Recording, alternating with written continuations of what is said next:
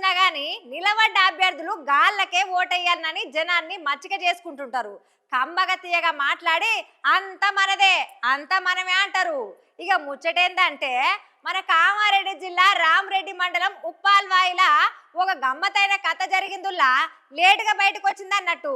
గెలిస్తే గొర్రెలు కాస్తా ఓడిపోతే ఉన్నయి ఉడవిక్కుంటా అన్నట్టే తయారైంది ఈ కథ. మొన్న జరిగిన పంచాయతీ ఎన్నికలల్లా 2వ వార్డులో ఒక ఆమె బరిలోకి దిగింది. గెలుపు నాదే అని ధీమాతోని ఓటర్లకు పప్పు బెల్లం పంచినట్టుగా చీరలు మద్యం బాటిల్లు గట్టిగానే పంచిపెట్టిరన్నట్టు. ఇక తీరా రిజల్ట్ చూస్తే సీన్ రివర్స్ అయ్యింది.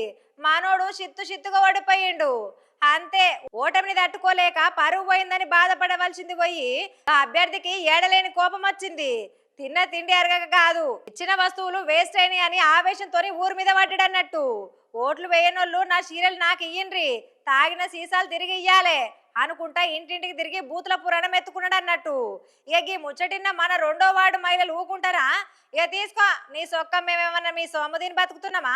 నువ్వు ఇచ్చిన దాని మీదే జిందగెల్ల తీస్తున్నామా అని గా ఇచ్చిన చీరలను మద్యం బాటిలను గా ఊరి గ్రామ పంచాయతీ కాడ మొఖం మీద కొట్టినట్టే వాడేసి వచ్చిరట. రాజకీయాలంటే పైసలు వంచుడు వస్తువులు ఇచ్చుడు కాదు, జనం మనసు గెలుచుడని ఇప్పటికైనా ఈ అభ్యర్థికి అర్థమైందో లేదో.